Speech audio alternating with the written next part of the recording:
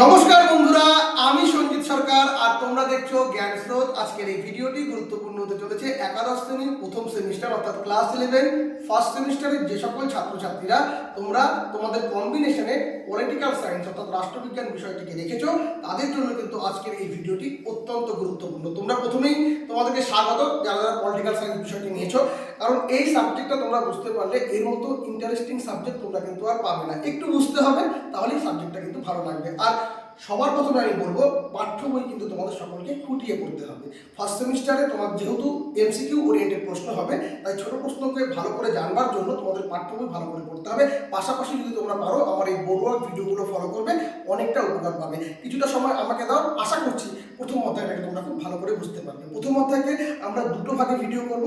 আজকে প্রথম ভাগ নিয়ে আলোচনা করব এবং পরের ভিডিওতে আমরা দ্বিতীয় ভাগ নিয়ে আলোচনা করব। তো চলো আলোচনাটা শুরু করা যাক। তো আজকে আমাদের প্রথম অধ্যায় যেটা রয়েছে রাষ্ট্রবিজ্ঞানের, সেটা হচ্ছে রাষ্ট্রবিজ্ঞান, প্রকৃতি ও পরিধি। এই পার্টটা নিয়ে জানবো। দেখো, ফার্স্ট টাইম সাবজেক্টটা নিয়েছো, তো পলিটিক্যাল সায়েন্স বা রাষ্ট্রবিজ্ঞান, এই যে পলিটিক্যাল সায়েন্স এই শব্দটা কোথা থেকে উৎপত্তি হলো এটা একটু জানবার বিষয় রয়েছে। তো সবার প্রথমে রাষ্ট্রবিজ্ঞান করতে গেলে যে শব্দটি আমাদের জানার প্রয়োজন রয়েছে সেটা হচ্ছে পলিস। কি বললাম? পলিস। পলিস কি? এটা কিন্তু একটা গ্রিক শব্দ, যার অর্থ কি? নগর রাষ্ট্র বা সিটি স্টেট। বোঝা গেল? পলিস একটি গ্রিক শব্দ যার অর্থ নগর রাষ্ট্র। এবার পলিটিক্স, এই যে গ্রিক শব্দ পলিস, এখান থেকে কিন্তু এই পলিটিক্স শব্দটি এসেছে, যার অর্থ কি? রাজনীতি। এবার পলিটিক্যাল সায়েন্স, এর বাংলা অর্থ কি? আমরা সকলেই জানি, রাষ্ট্রবিজ্ঞান।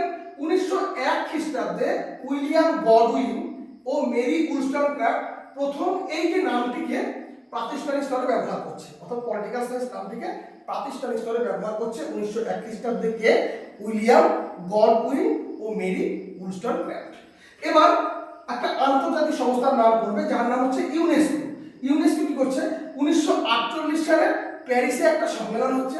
এই সম্মেলনে আন্তর্জাতিক সংস্থার উদ্যোগে রাষ্ট্রবিজ্ঞানের সঠিক সিলেবাস এবং পরিধি নির্ণয় করা হচ্ছে। বোঝা গেল? তাহলে এই পার্টটা আমরা বুঝতে পারলাম, পলিস, পলিটিক্স, পলিটিক্যাল সায়েন্স এবং ইউনেস্কো পার্টটা। এবার আমরা বেশ কিছু গ্রিক ও রোমান রাষ্ট্রচিন্তার সঠিক ইতিহাস জানবো। বেশ কিছু ব্যক্তি যাদের বলা কিছু উক্তি, তাদের লেখা গ্রন্থ, তাদের তৈরি করা প্রতিষ্ঠান, এই জিনিসগুলো কিন্তু আমাদেরকে খুব ভালো করে বুঝতে হবে। তাহলে কিন্তু পরীক্ষায় অনেক প্রশ্নের উত্তর আমরা সহজেই করে আসতে পারবো। তো দেখো, প্রথমেই আমরা জানবো হচ্ছে সফিস্ট। সফিস্ট কারা? প্রাচীন গ্রিসে একদল ভ্রাম্যমাণ শিক্ষক, যারা ঘুরে ঘুরে ঘুরে ঘুরে সমাজকে বোঝাতো যে আমরাই প্রথম দাসপ্রথার বিরোধিতা করছি এবং মানুষের সমতার কথা বলছি। কারা বলতো এটা? সফিস্টরা। সফিস্ট কারা? গ্রিসের একদল ভ্রাম্যমাণ শিক্ষক। এরা সমাজে ঘুরতো, ঘুরে ঘুরে মানুষদের কি বোঝাতো যে আমরাই কিন্তু দাসপ্রথার বিরোধিতা করছি এবং মানুষের সমতার কথা বলছি। কোন প্রথার বিরোধিতা করছে? দাস প্রথা। বোঝা গেল? এরপরে আমরা জানবো সক্রেটিস। গ্রিসের মহান দার্শনিক ছিলেন এই ব্যক্তি, সক্রেটিস। তার মতে কোনো অন্ধবিশ্বাস নয়, বরং জ্ঞান ও সততাই হলো রাষ্ট্র শাসনের মূল চালিকা শক্তি। অর্থাৎ কোনো অন্ধবিশ্বাসের বশবর্তী হয়ে রাষ্ট্র পরিচালনা করা সম্ভব নয়, জ্ঞান ও সততার মাধ্যমে রাষ্ট্র শাসনে করতে হবে। এটাই অ্যাকচুয়াল মূল চালিকা শক্তি রাষ্ট্রের। এই সক্রেটিসের একজন শিষ্য ছিলেন, যার নাম ছিল প্লেটো। কি বললাম? সক্রেটিসের শিষ্যর নাম প্লেটো।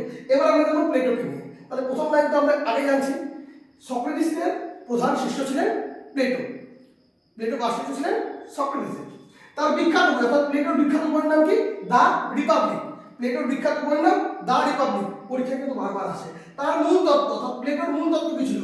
রাষ্ট্র চালাবেন একজন পরম জ্ঞানী ও দার্শনিক রাজা। রাষ্ট্রকে চালাবেন একজন পরম জ্ঞানী দার্শনিক রাজা। এই প্লেটো একাডেমিক নামক শিক্ষা প্রতিষ্ঠান গড়ে তোলেন। তাহলে কে একাডেমিক নামক শিক্ষা প্রতিষ্ঠান গড়ে তোলেন? প্লেটো। প্লেটোর লেখা গ্রন্থের নাম কি? The Republic. তিনি কি বলেছিলেন? রাষ্ট্র চালাবেন একজন পরম জ্ঞানী ও দার্শনিক রাজা। এবং প্লেটো কে ছিলেন? সক্রেটিসের প্রধান শিষ্য। আর প্লেটোর একজন গুরুত্বপূর্ণ শিষ্য ছিলেন, তার নাম হচ্ছে অ্যারিস্টটল। তো এবার আমরা দেখবো অ্যারিস্টটলকে নিয়ে। তাহলে অ্যারিস্টটল কে ছিলেন? প্লেটোর প্রধান শিষ্য। তার বিখ্যাত বই, মানে অ্যারিস্টটলের বিখ্যাত বইয়ের নাম কি? পলিটিক্স। রাষ্ট্র নিয়ে প্রথম বৈজ্ঞানিক ও তুলনামূলক আলোচনা করার তাকে কিন্তু রাষ্ট্রবিজ্ঞানের জনক বলা হয়। এই অ্যারিস্টটল প্রথম কিন্তু বৈজ্ঞানিক ও তুলনামূলক আলোচনা করেছিল রাষ্ট্রবিজ্ঞানকে নিয়ে, তাই অ্যারিস্টটলকে কিন্তু রাষ্ট্রবিজ্ঞানের জনক বলা হয়। প্রাচীন গ্রিসের 158টি নগর রাষ্ট্রের সংবিধান তুলনা করে বলেছিলেন মানুষ প্রকৃতিগতভাবেই একটি সামাজিক ও রাজনৈতিক জীব। তাহলে মানুষ রাজনৈতিক এবং সামাজিক জীব, এই কথাটি কে বলেছিলেন? অ্যারিস্টটল। অ্যারিস্টটলের লেখা গ্রন্থের নাম কি? পলিটিক্স। তিনি কে ছিলেন? প্লেটোর প্রধান শিষ্য, এবং ফার্স্ট টাইম কি করেছিলেন? বৈজ্ঞানিক ও তুলনামূলক আলোচনা করেছিলেন রাষ্ট্রবিজ্ঞানকে নিয়ে, তাই একে রাষ্ট্রবিজ্ঞানের জনক বলা হয়। এবার কি? সিসেরো। সিসেরো ইনি কে ছিলেন? বিখ্যাত রোমান রাষ্ট্রচিন্তাবিদ। সিসেরোকে বিখ্যাত রোমান রাষ্ট্রচিন্তাবিদ। সিসেরোর লেখা গ্রন্থের নাম কি? ডি রিপাবলিকা। ডি রিপাবলিকা। তিনি রাষ্ট্রকে আইনের সংগঠন হিসেবে দেখেছেন। রাষ্ট্রকে আইনের সংগঠন হিসেবে কে দেখেছিলেন? সিসেরো। এবং তিনি কে ছিলেন? রোমান রাষ্ট্রচিন্তাবিদ, এবং তার লেখা বই বা গ্রন্থের নাম কি? ডি রিপাবলিকা। এবার অন্ধকার যুগ, কোন সময়কে অন্ধকার যুগ বলা হতো? মধ্যযুগকে অন্ধকার যুগ বলা হতো। সেন্ট অগাস্টিন ও টমাস অ্যাকুইনাসের আমলে রাষ্ট্রচিন্তা সম্পূর্ণ স্বাধীন যুক্তি ছেড়ে গির্জা ও ধর্মের অধীনে চলে যায়। কার সময়? সেন্ট অগাস্টিন ও টমাস অ্যাকুইনাসের আমলে কিন্তু রাষ্ট্রচিন্তা সম্পূর্ণ কি স্বাধীনতার যে যুক্তি, স্বাধীন যে যুক্তি, সেগুলাকে পরিত্যাগ করে গির্জা ও ধর্মের অধীনে চলে যায়। ধর্মভিত্তিকভাবে রাষ্ট্র পরিচালিত হবে। এই টাইমটাকে অন্ধকার যুগ বলা হচ্ছে। এটা মেনলি কোন সময়? মধ্যযুগ। এইটুকু বুঝতে পেরেছ? এবার কি হবে? এবার আমরা জানবো হচ্ছে আধুনিক যুগে শুরু হবে, এবং বেশ কিছু সামাজিক যুক্তি মতবাদ আমাদেরকে জানতে থাকবে। প্রথমেই আমরা জানবো হচ্ছে ম্যাকিয়াভেলি। দেখো, অ্যারিস্টটলকে কি বলা হতো? রাষ্ট্রবিজ্ঞানের জনক। সেখানে ম্যাকিয়াভেলি চলে আসছে, যেটা আধুনিক যুগ শুরু হচ্ছে। ম্যাকিয়াভেলিকে আধুনিক রাষ্ট্রচিন্তার জনক।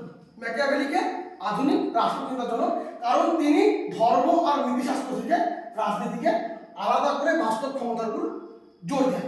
কি করেছিলেন? ধর্ম আর নীতিশাস্ত্র থেকে রাজনীতিকে আলাদা করে দিয়েছিলেন, দিয়ে বাস্তব ক্ষমতার উপরে জোর দিয়েছিলেন। তার লেখা বিখ্যাত বইয়ের নাম হচ্ছে দ্য প্রিন্স। ম্যাকিয়াভেলির লেখা বিখ্যাত গ্রন্থের নাম কি? The Prince. এবার হচ্ছে যা বোধা। তিনি রাষ্ট্রের প্রথম সার্বভৌমত্ব তত্ত্ব বা রাষ্ট্রের চরম ও চূড়ান্ত ক্ষমতা ধারণা দিয়েছিলেন। তাহলে যা বোধা কি? সার্বভৌমত্ব তত্ত্ব বা রাষ্ট্রের চরম এবং চূড়ান্ত ক্ষমতার ধারণা দিয়েছিলেন। এই জন্য যা বোধাকে কিন্তু সার্বভৌমত্বের তত্ত্বের জনক বলা হয়। সার্বভৌমত্ব তত্ত্বের জনককে যা বোধা। এবার মন্তেস্কু, এই নামটা তোমরা কিন্তু ক্লাস 9-এ পড়েছিলে ফরাসি বিপ্লবের সময়, দার্শনিকদের মধ্যে পড়েছিলে না? Montesquieu, Voltaire, Rousseau. তো এই যে মন্তেস্কু, এই মন্তেস্কুর একটা বিখ্যাত বই বা গ্রন্থ কি? The spirit of laws. এটা তোমরা জানো কিন্তু, ক্লাস 9-এ পড়েছো। মন্তেস্কুর একটা বিখ্যাত বই বা গ্রন্থের নাম কি? The spirit of laws. তার তত্ত্ব কি ছিল? ক্ষমতার স্বতন্ত্রীকরণ নীতি। অর্থাৎ সরকারের আইন, শাসন ও বিচার বিভাগ সম্পূর্ণ আলাদা থাকবে। সরকারের আইন, শাসন এবং বিচার বিভাগ কিন্তু সম্পূর্ণ আলাদা থাকবে। আর মন্তেস্কু তত্ত্ব কি? ক্ষমতা স্বতন্ত্রীকরণ নীতি। তার গ্রন্থের নাম কি? The spirit of laws. এবার এটা আধুনিকের পাঠ করছি আমরা। সামাজিক চুক্তি মতবাদ করব। এই তত্ত্ব অনুযায়ী, অর্থাৎ সামাজিক চুক্তি মতবাদ তত্ত্ব অনুযায়ী রাষ্ট্র কি ঈশ্বরের তৈরি নয়। আগেকার যারা রাজারা রাজত্ব করতো তারা কি বলতো? আমাদের স্বয়ং ঈশ্বর পাঠিয়েছে, আমরা দৈব সত্ত্বে বিশ্বাসী, ঈশ্বর আমাদেরকে বলেছে তোমাদের শাসন করতে, তাই তোমরা আমার বিরুদ্ধে বিরোধিতা করতে পারবে না। এভাবে একনায়কতন্ত্র চলে আসতো, তাই না? তো রাজা বলতো কি? যে ঈশ্বরের প্রতিনিধি রূপে আমি তোমাদেরকে শাসন করছি। কিন্তু সামাজিক যুক্তি মতবাদে কি বলা হচ্ছে? এই তত্ত্ব অনুযায়ী রাষ্ট্র ঈশ্বরের তৈরি নয়, মানুষের নিজেদের মধ্যে চুক্তি করে মানুষ কিন্তু রাষ্ট্র বানিয়েছে। মানুষ নিজেদের মধ্যে চুক্তি করে রাষ্ট্র বানিয়েছে। এর 3 জন মূল প্রবক্তা ছিলেন। কে? প্রথমেই টমাস হবস। টমাস হবস একে কিন্তু বৈজ্ঞানিক রাজনীতির জনক বলা হয়। তাহলে বৈজ্ঞানিক রাজনীতির জনককে টমাস হবস, আধুনিক রাষ্ট্রচিন্তার জনককে ম্যাকিয়াভেলি, সার্বভৌমত্ব তত্ত্বের জনককে যা বোধা, রাষ্ট্রবিজ্ঞানের জনককে অ্যারিস্টটল। মাথায় রাখবে। তাই টমাস হবস কি? বৈজ্ঞানিক রাজনীতির জনক। তার বইয়ের নাম কি বা গ্রন্থের নাম কি? লেভিয়াথান। টমাস হবসের বই বা গ্রন্থের নাম লেভিয়াথান। তার মতে চুক্তির মাধ্যমে একনায়কতন্ত্র তৈরি হয়। চুক্তির মাধ্যমে একনায়কতন্ত্র বলতে কি? রাজা যা বলবে তাই হবে, নেতা যা বলবে তাই হবে, একনায়কতন্ত্র তৈরি হচ্ছে। এবার জন লক। জন লককে উদারনীতিবাদের জনক। উদারনীতিবাদের জনককে জন লক। তার লেখা বই বা গ্রন্থের নাম কি? Two treatises of government. Two treatises of government বইটি কার লেখা? জন লকের। জন লক তার মত অনুসারে কি? মানুষের 3টি স্বাভাবিক অধিকার আছে। কটি অধিকার আছে মানুষের? 3টি। কি কি? জীবন, স্বাধীনতা ও সম্পত্তি। এই কথাটি কে বলেছিলেন? John Locke. এরপরে করছো তোমরা রুশোকে। রুশোকে কিন্তু তোমরা ক্লাস 9 ইতিহাস কিন্তু ফরাসি বিপ্লবে পড়েছো, মন্তেস্কুকে পড়েছো, রুশোকে পড়েছো। তো রুশো হচ্ছে সাধারণ ইচ্ছা বা জনগণের যৌথ ইচ্ছার উপরে কিন্তু গুরুত্ব প্রদান করেছেন। এই চিন্তার জন্য কিন্তু 1789 সালে ফরাসি বিপ্লব ঘটেছিল। রুশোর লেখা গ্রন্থের নাম তোমাদের অবশ্যই করতে হবে, অসমের সূত্রপাত।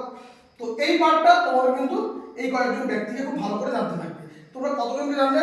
সফিস্ট জানলে, ভ্রাম্যমান শিক্ষক, সক্রেটিস গ্রিসের মহান দার্শনিক, প্লেটো সক্রেটিসের শিষ্য, তার বিখ্যাত বই দ্য রিপাবলিক, তার মূল তত্ত্ব এবং তিনি একাডেমি নামক শিক্ষা প্রতিষ্ঠান গড়ে তোলেন।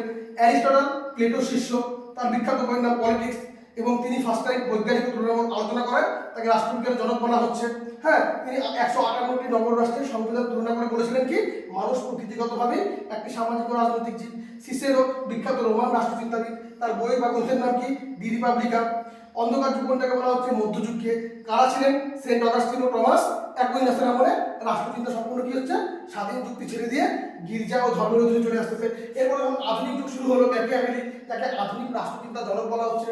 তার লেখা গ্রন্থের নাম কি দ্য প্রিন্স। জারবোদা, তিনি রাষ্ট্রের প্রথম সার্বভৌমত্ব তত্ত্বকে গুরুত্ব দিচ্ছে বা রাষ্ট্রের চরম এবং চূড়ান্ত ক্ষমতা ধারণা দিচ্ছে, তাই জারবোদাকে সার্বভৌমত্ব তত্ত্বের জনক। মন্টেস্কুকে তার বিখ্যাত বই দ্য স্পিরিট অফ লজ, তিনি ক্ষমতা স্বতন্ত্রীকরণ নীতি অর্থাৎ সরকারের আইন শাসন ও বিচার বিভাগ সম্পূর্ণ আলাদা থাকবে এই বিষয়ে আলোচনা করতেছে, বা ক্ষমতা স্বতন্ত্রীকরণ নীতির প্রবক্তাকে মন্টেস্কু। এরপর তোমরা সামাজিক যুক্তি মতবাদ চলে আসতেছ। এই তত্ত্ব অনুযায়ী কি বলা হচ্ছে? যে রাষ্ট্র ঈশ্বরের তৈরি নয়, মানুষ নিজেদের মধ্যে চুক্তি করে রাষ্ট্র বানিয়েছে।